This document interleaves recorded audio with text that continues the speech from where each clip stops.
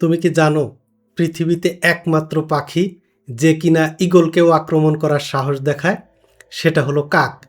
কিন্তু ঈগল কখনো কাকের সাথে যুদ্ধে জড়ায় না। কাক ঈগলের পিঠে বসে তাকে ঠোকর দেয়, বিরক্ত করে, এমন কিছু করে যাতে ঈগল উত্তেজিত হয়, রেগে যায়। কিন্তু ঈগল এতে গুরুত্ব দেয় না। ঈগল যুদ্ধ না করে কি করে জানো?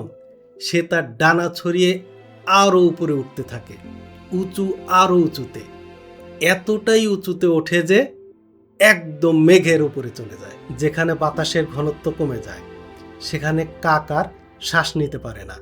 শেষে নিজেই দুর্বল হয়ে হাল ছেড়ে নিচে পড়ে যায়। জীবনের বাস্তবতাও ঠিক এমনই।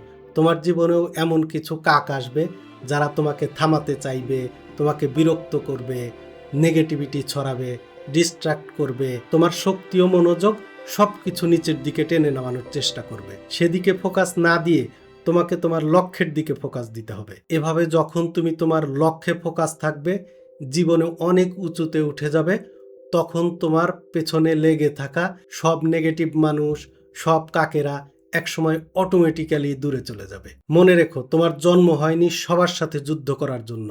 তোমার জন্ম হয়েছে ঈগলের মতো আকাশ ছোঁয়ার জন্য।